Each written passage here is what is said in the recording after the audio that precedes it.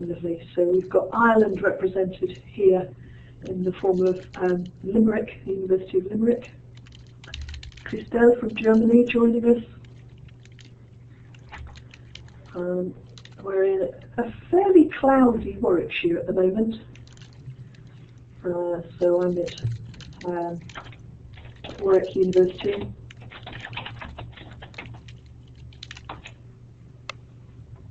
And yes, Christel has done a lot of work at the University of Central Lancashire, where they're really doing lots and lots of exciting things in virtual learning environments. Marta, I'm just going to make you a moderator so that you can run your slides and things in a minute. Great, I'm glad you're here. Aufzeichnung gestartet. Okay, well, we're going to get the recording started, so we're going to get underway. Has everybody, perhaps you can use your, yes, we have France represented, Merci Lille3, which is great, and UE was Christel's place of study as well. My son happens to be studying there, he's in his final year there as well. Okay, Lisa, well, I think we may well get through everything we need to get through before the full hour is up, in any case. But this is an informal session, and the idea really is to just do a quick show and tell and give everybody an idea of what's going on in terms of CMC and OIE. So those are the two acronyms of the day. CMC, Computer Mediated Communication. OIE, Online Intercultural Exchange. And we'll include in that as well VW, so Virtual Worlds, another acronym, because Virtual Worlds is simply the way of, or a way of, continuing your computer-mediated communication, but embodied online. And a lot of online intercultural exchange happens in virtual worlds too, so it's great to have the VW SIG represented here as well today. I'm going to go through a few introductions and a little bit of background. Please feel free to chip in and to put links into the text chat and additional things that we can share so that we can all catch up on each other's networks. I'm fortunate to be the chair this year of Eurocall's Computer Mediated Communication SIG, a special interest group. And one of the things I wanted to achieve this year was to help us connect to each other and find each other online. There's an awful lot of language teaching and language learning activity that goes on online, but in lots of diverse and different places. So often it's quite difficult to keep up with who's doing what where. So one of the ideas here really is to help us join those dots and discover each other. And this particular picture was taken whilst I was at Groningen, we were taught how to say it properly, Groningen in the Netherlands. And this was right outside where I was staying actually while we had Eurocall last year. And to me it seemed like the perfect representation of what has been happening to a lot of language teachers over a period of time. And what it meant to me was that when we were sitting up on the rock out in the real world and very visible to each other, and teaching was all about physical presence, the world of the online and the communication that was going on there was pretty much invisible to us. It was below the waterline. Are we all frogs? Perhaps we are. What we have to do is to become amphibious. We have to be able to hop into the water and to see what's really going on underneath. And that's really what we're doing today. We're just looking underneath the waterline and exploring what's going on and finding each other. And increasingly we're finding, I'm sure, that as students spend a lot of time communicating with each other online and through computer mediation. And if we want to connect with them, we have to spend time in those environments too. And we have to understand what it means to connect to them in those environments and to see just what learning can go on in those environments. So some interesting things in computer mediated communication have been going on just lately. One of the things that I think is very exciting and is fairly new, really, is this idea of connecting not just with UK teachers who are working in this sort of area, not just with European teachers who are working in this area, but widening that participation and connecting as well with those working in America and indeed Australia in these areas. So cooperating with CAMELOT was very important to Eurocall, and the CAMELOT SIGs, SIGs in these areas have very kindly set up, and I'm just going to grab some links for you, some Ning spaces where we can connect. So here's the first one, which is the Virtual Worlds Ning. It's quite a lively one. I'm sure Christel's well aware of it. And it was set up by Randall Sadler, who also very kindly set up a CMC SIG for us. Let's just see, have I put the CMC one in first? I have, so I'm going to put the Virtual Worlds one in next. And let's add that. So these are sort of walled spaces, if you like. They're spaces online where you can connect to other practitioners who are interested in these sorts of areas. And as I say, they extend beyond the national, beyond the European, and out to the American as well, where a lot of this activity has been going on for quite some time and is quite well established. So these are good places to connect and find people. Christel, you're a Virtual Worlds SIG Ning person, aren't you? So I'm sure you've also got other places that you would recommend. So please do add to the chat any links of your preferred or favourite places for connecting.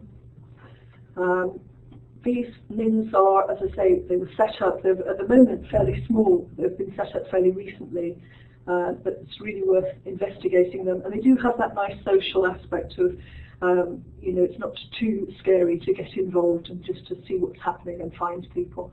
So please do take a look at those and see if you want to sign up for them. I'm going to mention as well a project that I've been involved in, which is a European project called Video for All. And the reason I want to mention it is actually because, in fact, Video for All is very much about capturing examples of practice that illustrate, let's just bring this link here, that illustrate how video can be used for language teaching. And the reason I mention that is because one of these practices, which is around event capture, so that link that I've just shared for you there, captures a presentation that was made by Rob O'Dowd during an online conference that was hosted here at Warwick in our online space, and that describes the competencies necessary for a telecollaborative teacher. Now, this is an area that's of great interest to me, and it's about sort of defining the competencies, defining the digital and transversal skills that are needed to successfully interact online with others. I think it's a really interesting little recording there and presentation. I've certainly done additional work that is around that. Rob O'Dowd and Sarah Guth and et al. Were very much involved in writing seminal reading around computer-mediated communication. So if you haven't discovered them yet, please look out for them. Rob is in Leon. Let's just pop his details in there in case you don't know it already. Rob is based in Leon in Spain. Sarah Guth is out in the States, I think, still at the moment in SUNY Centre, and I'm doing a conference for them next week online. And they are people who've sort of paved the way as well.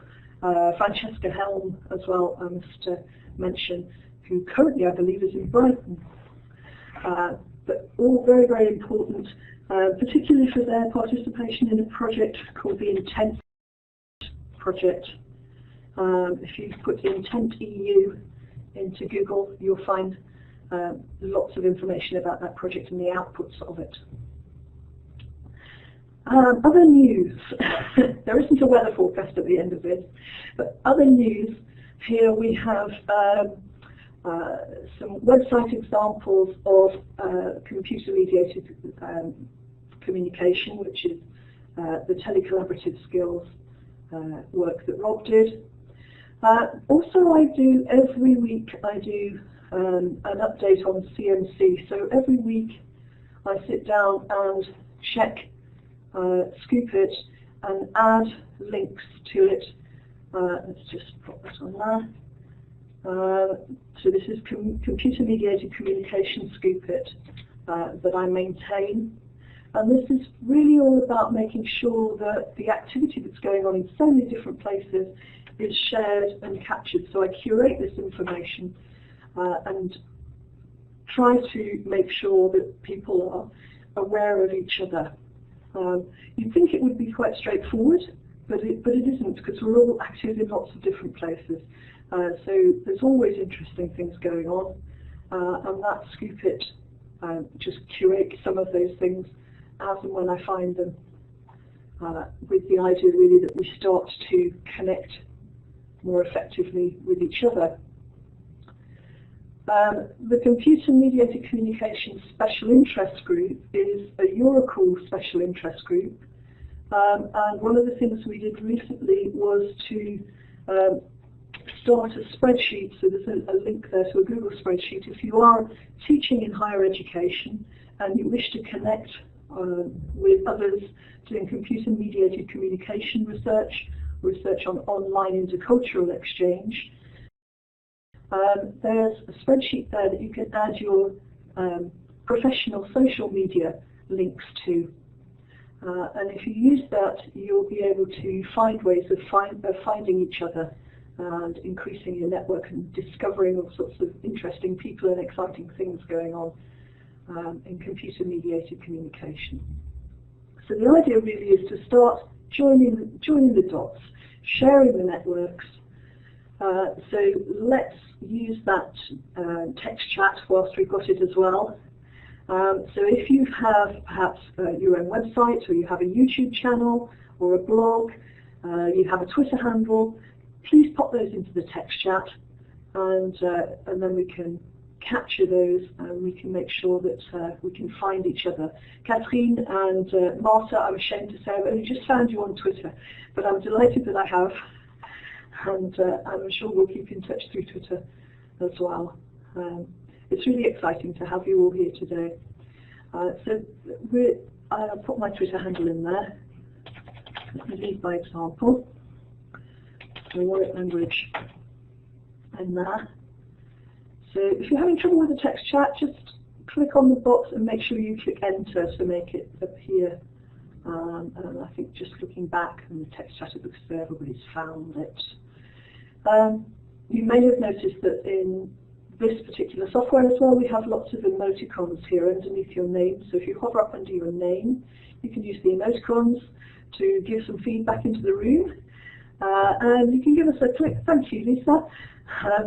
Give us a click for yes if so far you're finding the experience okay and you're following us. And I'm seeing Queen's University Belfast Language Centre here as well, tweeting. So Lisa, are you behind those tweets? I see those every day. That's so exciting. Great. Oh, great, okay, and Marco is on Twitter as well. Brilliant. Excellent. Okay, good. Good, so hopefully we're starting to find each other, and it is very important that actually we do become these frogs that pop our heads now and again above the waterline. But there is a real danger, I think, with computer-mediated communication, that we spend a lot of time under the water and we become completely aquatic, and those sitting at the edge of the water don't really feel that they can participate and join in. So every now and again we have to become a bit more visible to those on the edges and sitting on the dock, if you like, and encourage them to come and try things out and join us.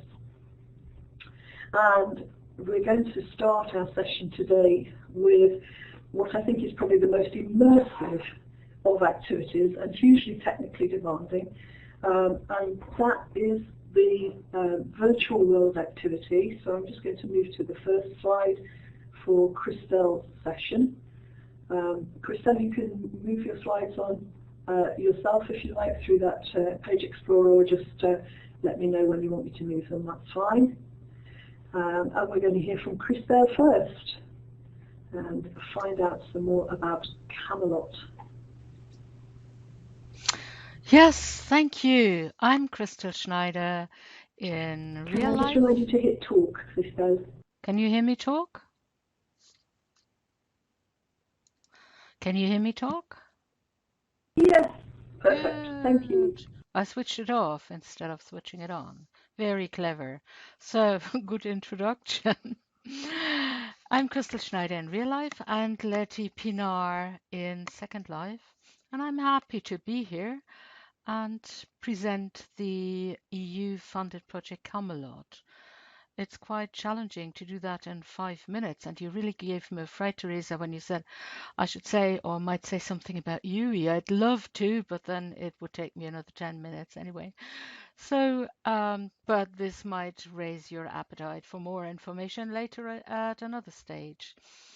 So, CAMELOT stands for Creating Machinima Empowers Live Online Language Teaching, and the partners involved in this project are from the UK, the lead partner, that is, from Turkey, Czech Republic, and 2 partners from Poland, 2 partners from Germany, and 1 from Belgium and 1 from the Netherlands.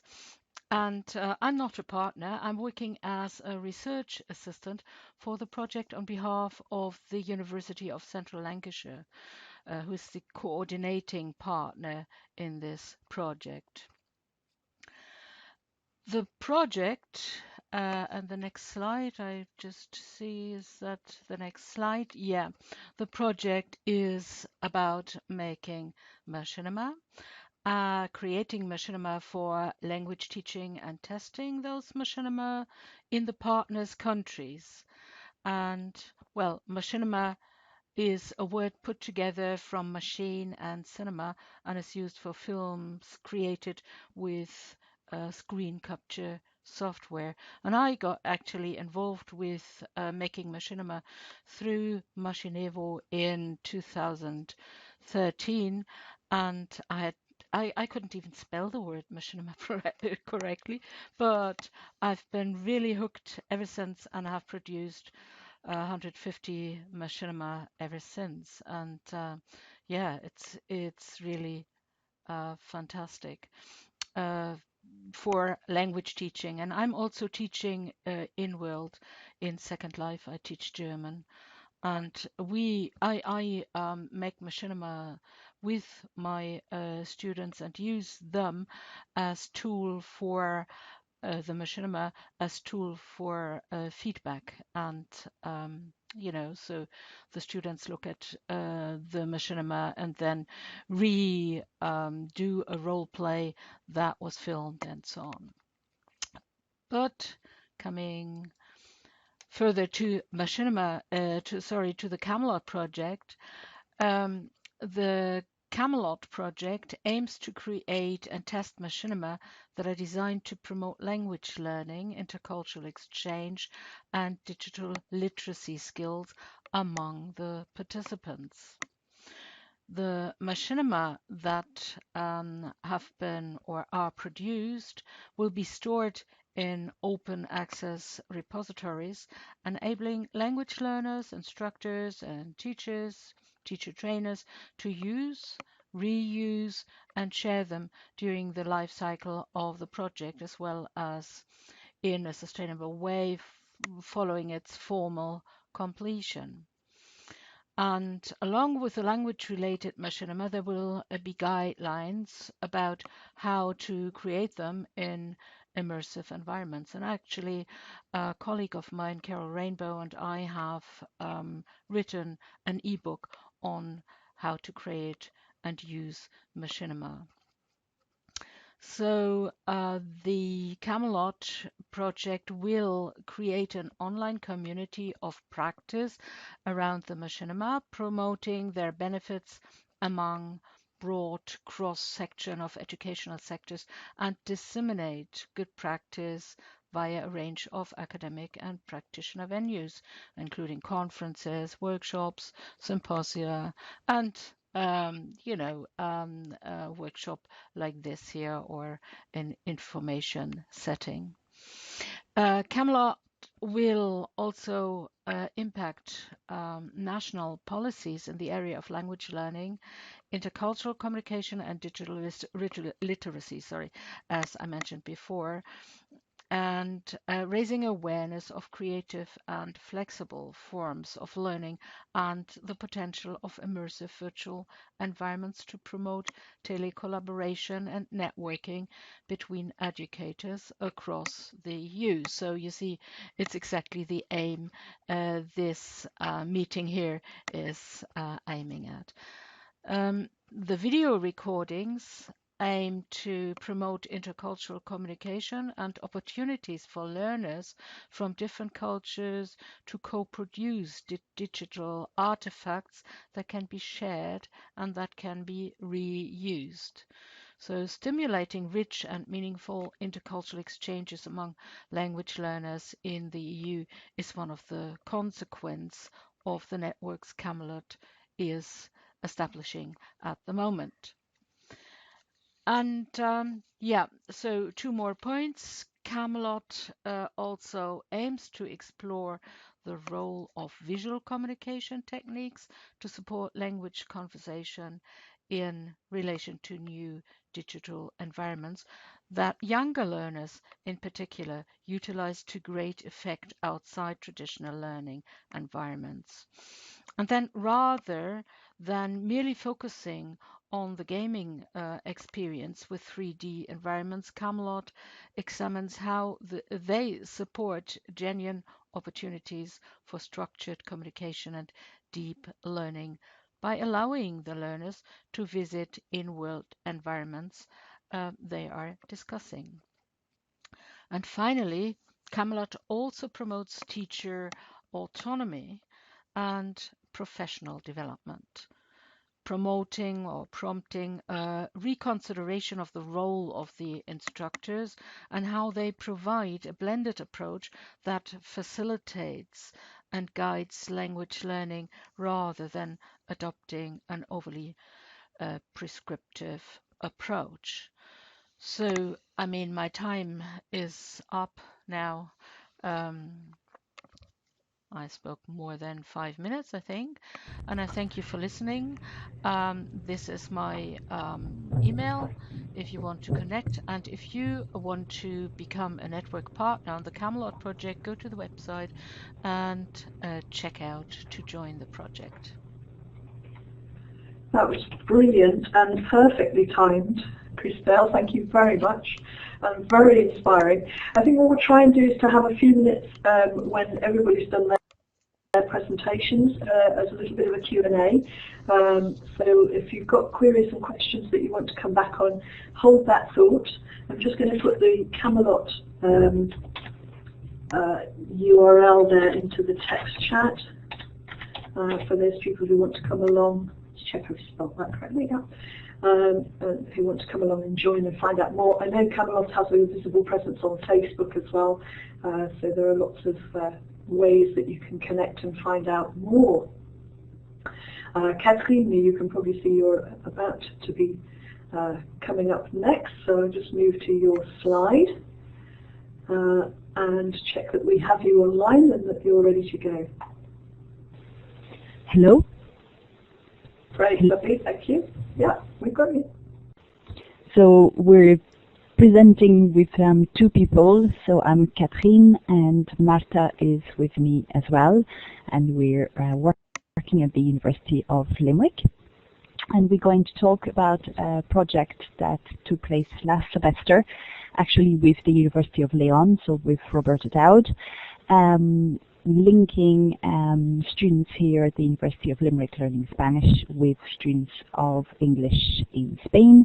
The title or the name of the project was the ITEL project, Intercultural Telecollaborative Learning. So just, yes. So just briefly describing the project. So the aim of the project was to help students before their period abroad, so whether they're going on Erasmus or in our case, our students have to do work abroad projects as well, if they're language students especially. So sometimes they go to Spain or other countries to practice their languages while working for roughly 6 months. So we aimed at preparing those students because the best prepared, the better the experience it usually is. And the overall objective was to develop the participants' intercultural, linguistic, and digital skills. So for us, the intercultural aspect was probably the most important to try and reduce the cultural shock, but obviously the linguistic aspect was also important, and while practicing, well, we thought they may as well acquire a few digital skills. So I'll pass on to Marta, who's going to talk about the project itself. So the project took 8 contact sessions, and the students we had in Limerick, they were participating in a voluntary basis, so they were doing it without being marked or assessed. And they had to be in touch with their partners, their virtual international partner in Spain, and they had to carry on 4 tasks, and one task had to be done every 2 weeks. And the tasks were mainly questions or reflections that engage the students into talk about their culture and their universities and their experience abroad. And during these 2 weeks, for each task, they had to have interactions, 2 interactions per week, and they could use email, they could use as well Skype, and they could record a video of themselves to send to their partner. And every exchange had to be 50% in Spanish and 50% in English. And well, after the project, everything was successful. The students were very happy. They really engaged in the interactions, and it had an impact from the cultural point of view, and because they were talking about differences, similarities of both cultures. It was some preconceived ideas broken of the other culture. As well, they practiced the language, and we could say that they had a bit of preparation for their mobility period. Especially from the logistic point of view, and also from the emotional point of view, or just feeling more secure about the new experience that we're going to have in the following semester. A last point on the project. So as Marta explained, we gave them a choice of tools to use, so they could communicate via email, which was their preferred tool of communication, simply because it was easy, because it was asynchronous. They also use Skype, but something that we realized is that they also used social media, and we had not necessarily advocated it or recommended it, but they started using it themselves, especially Facebook. And what we realized is that they decided to go on Facebook as a more informal and more authentic way of getting in touch. So they started reminding their partner, for example, that a task was due, and they thought that it was not as formal as if they were using it, so saying it on the email. They also thought that it was a good way to discover about culture, because of the pictures that you would post on Facebook, or that students would post on Facebook. They were able to discover more and to compare each other's life better. And it was also a good extension to the project, because I think out of our students, a majority of them are still friends on Facebook, and they said that they were going to keep in touch via Facebook, and even one pair decided that they would actually meet each other in real life once one of the students was on Erasmus in Spain. So it was quite successful. Just a final note, if you can see the bottom picture here, it's actually a picture of Skype, so I'm just going to try and see if I can point at something. So here, it's a picture from Skype, and one of the strategies they decided to adopt was the student here, or one of them, was actually typing or transcribing a little bit what they were saying to help the other student understand. And once again, it's not strategies that we recommended, we just let them free, but it was one of the strategies they developed on their own to be able to ease the communication or make it easier for each other to understand. So it was very positive that way. So thank you, and you have our email at the very start of the presentation if you wish to contact us or discuss this project, and will be available for the Q&A session.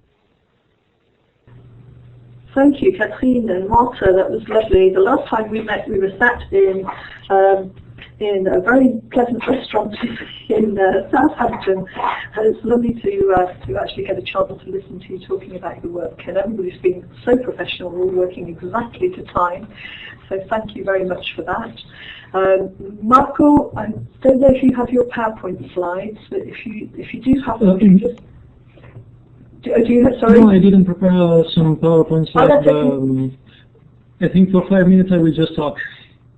Okay, that's fine. Lovely. Would you like a background, or do you have a website or a link you'd like us to take a look at whilst you're talking? Or? Well, maybe I will just send you the address, but it's in French, so I'm not sure it will be useful for everybody. But here it is. It's the link to the language center where I came from. Great, thank you very much. Okay, that's really useful. It helps us to have a context as well. Thank you very much. Right, so we're over to you, and we look forward to hearing about your project as well over in Lille3. Okay, so I integrate CMC in 3 different courses, but I will just talk about one, which is running right now. It's an international mobility class, and I think it's very similar to the ITEL we just heard about. It's meant to prepare outgoing mobility, so Lille3 students who will go abroad next year, and also to facilitate the integration of incoming students, maybe mainly Erasmus students. And it's a hybrid course, so we have half the students going to a face-to-face tandem in 12 different languages, but I will not talk much about this one, and 3 groups of 80 students involved in teletandem interactions in French and English teletandem with 3 universities. That will be Georgetown College in Washington, D.C., University of Western Australia, and Plymouth College.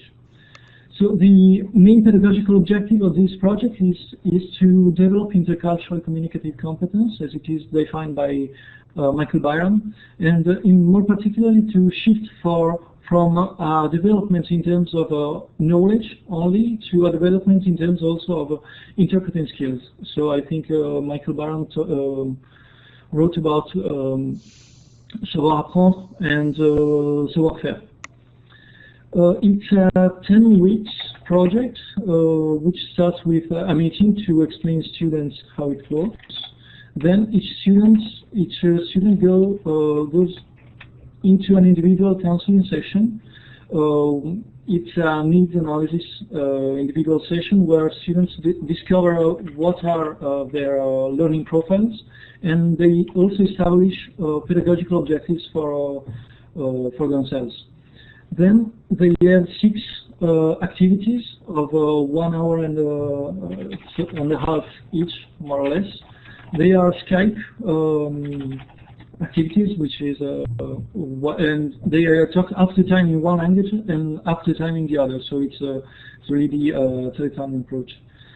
3 tasks, well, 3 activities are compulsory tasks for the development of the intercultural competence, and the 3 other activities are based on their pedagogical needs. So they will change from one student to the other. After each Skype session, each student has to write reflective writing on a collaborative blog. So this blog is aimed at allowing the students to share their learning strategies, what they do, what they succeed to do also, and maybe sometimes they also share their fears or what they are concerned about, to try to have scaffolding from other students. After the 4th Teletandem session, they have a group meeting with a tutor, and the tutor tries to introduce the shift I was talking about. Well, not in with the same words I use, but just to let them know that understanding the other culture is not only a matter of understanding the differences or the facts about those cultures, but also to understand how different people may interpret differently the same situation. And finally, after the 6 Teletandem activities, each student has an individual self-assessment session with the same tutor, and during this individual self-assessment session, each student has to produce a foreign language production and to reflect in the foreign language or in the native language about the learning about the intercultural dimension. About the grades, we give grades basing on the language production, and also on the reflective writings in the blogs and the interaction that could take place on the blog. That's more or less it, I think.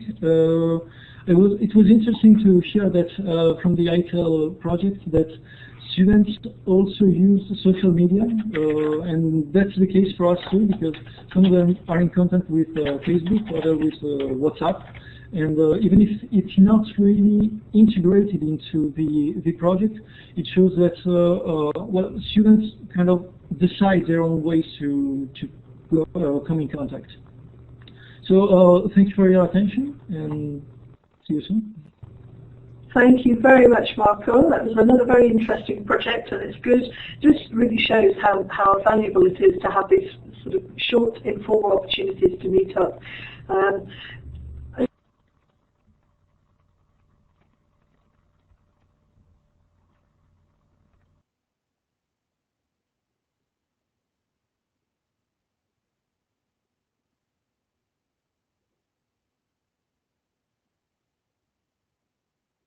Oh, sorry, that was me switching my mic off. Sorry, that's me hitting my button on my mic. Sorry about that.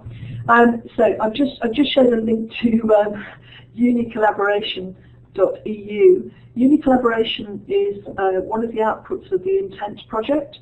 It's a website that in effect is a database, and it collects examples of tasks and task sequences and exchanges. So if you've been engaged in this sort of activity, that's a really useful place to post your descriptions of your learning and the tasks, and share those. And I will show you a little bit in a second that's related to the project I'm going to describe to you as well. Timo, I just want to say hi. Timo is joining us from Finland. Lovely to have a Finnish cohort here as well. no worries. It sounds as though Timo's juggling lots and lots of things here. He was also giving some technical support to somebody on Adobe Connect. It's interesting, isn't it? Most of us who are using CMC will have had to navigate through various platforms and various things. But as you can see in the examples we've had here today, our students are far more used to doing that whole subaquatic bit of moving from one platform to another. Not in any uniform way. Some students are as new to this as many of their staff are. But it's interesting to capture these examples and to see just how the formal and the informal blend once we start to communicate through computer-mediated means. So my project I'm going to attempt to resume in just 5 minutes, and I think I will be completely challenged, just as you have all have been. But it actually relates to something that you'll find on unicollaboration.eu, and again I'm going to give you a link to it. And that's something called the Clavier project. And the Clavier project is a large-scale virtual exchange that's now in its 4th year. Clavier is a connection that started really as a connection between students learning French and French students learning English, and very quickly became quite established. And as we're seeing as a theme through all of this, we saw informal and formal learning merging, and we saw virtual mobility turning to physical mobility. We've had staff movement and staff exchanges, as well as student movement and exchanges, and there's a group going off in just a few weeks' time. And as I said, this is now in its 4th year, and we wanted to look at how we capture some of the skills and learning both for staff and for students engaged in online intercultural exchange. So working together with Mirjam Haulk from the Open University, many of you will know Mirjam from Eurocall. What we've been doing is to write up, to look at the literature and to write up the implementation of open badges into our online intercultural exchange. Oh great, Marcus already got his project up on Unicollab. Wonderful. Sorry, too many things going on, it's all so exciting. So, in our project we've added to our portal courses open badges, and these open badges and their award has all been about recognising using micro-credentials to recognise the skills acquisition process for people engaged in this type of activity. Mozilla's open badges, if you pop Mozilla and open badges into Google or a search engine of your choice, you will find lots and lots of information about that. And what we've been doing is to bring together the work on computer-mediated communication and online intercultural exchange with findings from MOOCs into motivation and participation to see whether the points at which badges could be awarded can help sustain and build resilience. And those of you who are in this online room now will be very aware that people hit walls and barriers and technical issues in their journey through from above to below the waterline, and some push on through and some find it incredibly difficult to push on through. Some may experience extreme frustration at trying to connect. So what we have done is to look over the past year at how badges can influence those dynamics. We've proposed a framework for using open badges, and that framework pulls on the learning arc. Let me just see if I've got a link to that. Oh, right, I didn't seem to include that. But on the learning arc that's described by Cross and Galley, and the three different points in that learning arc, and I think I've got those on my next slide. Yeah. So this is Cross and Galley from the old MOOC, and what they defined were spaces within our learning where it would be really useful to encourage and motivate, and things that we needed to recognise and reward. So 3 types of spaces in particular. Waypoints, so that's a particular point that you get through on your learning arc that recognises a significant, maybe a threshold concept or a significant point of your learning. In the second one there, you've got cumulative competence, where you might have travelled through several of these waypoints in order to arrive at a particular point of your learning. So this is about recognising resilience and continued learning. And the third part here is actually deviation from the intended learning arc. So the person, and I've heard these described in the things that people have already presented, the person who decides, I'm going to take this to another point, I'm going to go beyond what you've shown me, and I want to build on that. So the people who were moving from formal to informal, perhaps, who were moving into Twitter or connecting through Google or wherever it was, and taking their learning to another stage. This is about recognising and rewarding that sort of activity. So the results of this project this year are written up into a chapter that's going to be coming out in Rob O'Dowd's book later this year. And it's also going to be presented at the SUNY Choral Conference next week that I mentioned earlier. So please look out for that. It has been an absolute joy to connect to people. I'd like to just open the floor and give people a chance to ask questions. And perhaps I'll just start the ball rolling on that one, because it's one of the things that jumped out to me, Christel, from what you were saying, was the importance of visual culture to learners these days. I wonder if you could tell us your thoughts around visual culture, and perhaps we can exchange ideas on that.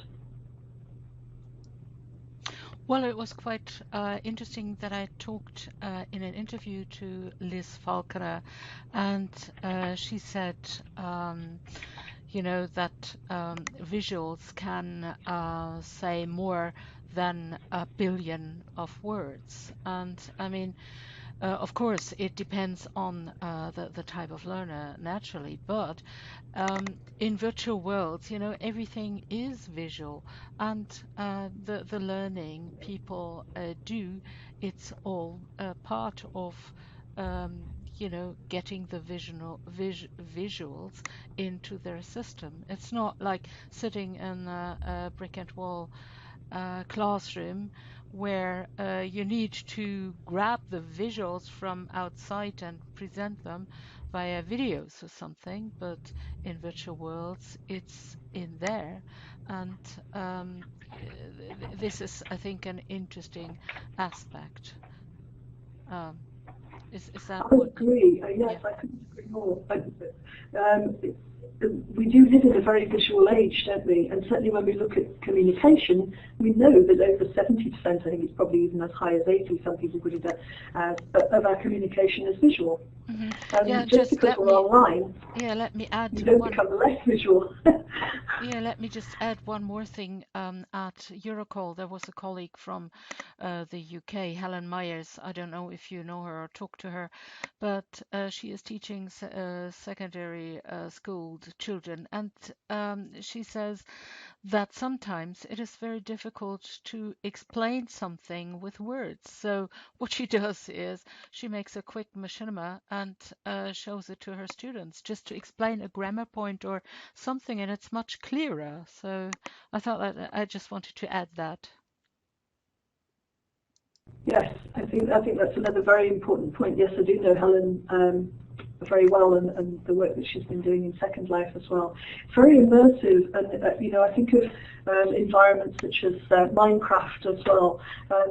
Young people increasingly are exploring those sort of areas and finding them immersive and attractive to be in and to learn from. And I think, yes, you make a very good point about the visual. Would anybody like to ask a question of any of our presenters here today, or do just either grab the mic or type your question into the text chat. We've got a few minutes for Q&A. To recap. Or Catherine or Marco, if you've got anything to add, just grab the mic. Hello, we have a question for Cappellini. We really like to hear about a project as well that deals with preparing the students for their mobility.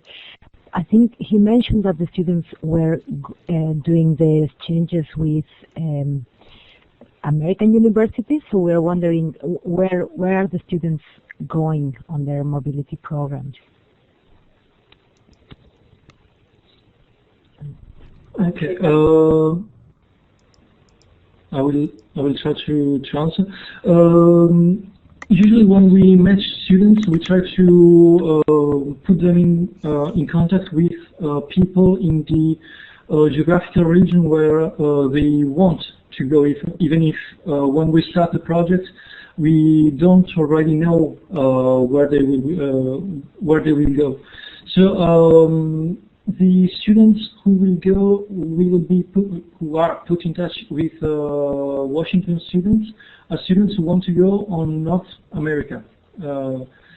It's not the same for Australia, for instance, because for them there are just 3 out of 8, I think, students who will be going to Australia. The other ones were just looking for a Teletandem in English, and that was the only option available. Okay, thank you. That's very useful for us because we had similar issues with students saying that this project would be even more powerful if they could be in touch with students who are going with in the same city as they are going to go. But when we are the same. When we started the project at the start of the semester, we don't exactly know where they're going, so it's impossible to pair them up with students who from the university they will be going to. So it's an issue that it's difficult to resolve really, and it's difficult to know exactly where they will be going unless we work very well with some of the international offices, or it's impossible to have that knowledge so long in advance. Mm-hmm. Yeah, that's an interesting point. This is one of the reasons why we try to establish the pedagogical objective of being able to find out about intercultural dimensions in the during interaction, because it would be more useful, of course, to know something about the destination of each student. But since we cannot know this in advance, it can also be useful to train students to understand differences, even if those differences are not the same they will be confronted with. Yeah, absolutely. Yeah, we agree. You know, the importance is to be able to raise the intercultural awareness and making them aware of differences and similarities. I think that's something that came up with our project a lot, is that a lot of the students were actually surprised by the similarities as opposed to the differences. That's fascinating. And there seem to me to be 2 angles to that. One, I completely take on board Marco's point about transferable skills, and that is something that we very much produce and create through facilitating these sorts of experiences. The other point I'd like to make is around how collaboration with our international offices is not always very straightforward. We don't always necessarily have clear and easy links with people perhaps who look after Erasmus and international mobility, and maybe that's something that we need to raise awareness of. Seeing that Leanne has put a lengthy comment, I haven't read it all yet, Leanne, but I will do in the text chat. I'm also very keen to make sure that these transferable skills that we're getting are captured in some way, which is where the badging project comes from, to actually recognise these set of skills that we're equipping our students with to make them more effective intercultural operators. and I think it's important that it's valued. A lot of this activity, again, takes place below the waterline and is invisible even within the institution. So at QEB, we're just launching a tandem language exchange pilot. Finding language partners on campus, yes. I wonder if you have any useful information or suggestions for this kind of loosely organised events for language and cultural exchange. Right, so there's already been some offers of help there from Catherine, so thank you for that. We have student-led groups here at Warwick for language exchange as well. It's actually our students that organise that, and they have sessions, fortnightly sessions, which are oiled with a bottle of wine or a drink or two, where they sit and have language exchange in sort of cafe areas here as well. That's been very popular. Christel, you asked about Video for All. So I mean, the Video for All website is simply videoforall.eu. The project is a cross-sector project about identifying practices that use video and showcasing examples of how they are used to cover a wide range of pedagogies. And you'll see on the website there are already probably 30 or so examples. We're just coming into now the second phase, which is about dissemination. It's also about closer collaboration with our associate partners and encouraging associate partners to upload their examples. So Christel, one of the things that I was thinking of is you are already using Machinima to create objects that then can be used for teaching. And so there's very much a place in our hearts for you there. Perhaps you'd be able to contribute to that project. And certainly we will do what we can to support your project too with CAMELOT. Great, our time is nearly out already, which is a shame because it's been a very exciting, certainly from my perspective, it's been a very exciting opportunity to talk and to connect. I hope we will continue to connect and we'll have other sessions. And I'm so grateful to you all for coming and to fitting within the time constraints very effectively and communicating. I hope you're going to keep hopping in and out of that waterline and encouraging other people to hop in as well and to join in and to discover all the excitement that we are fortunate enough to be able to indulge in professionally. Thank you all very, very much for coming. We'll capture this recording. I will